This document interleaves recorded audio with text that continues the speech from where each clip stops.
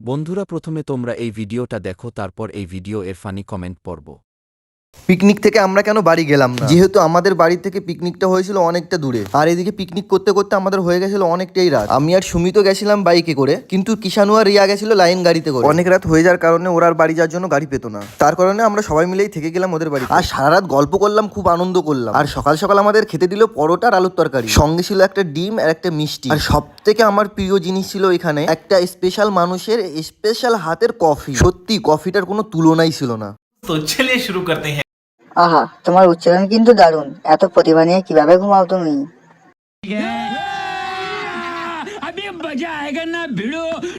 Special না না, special.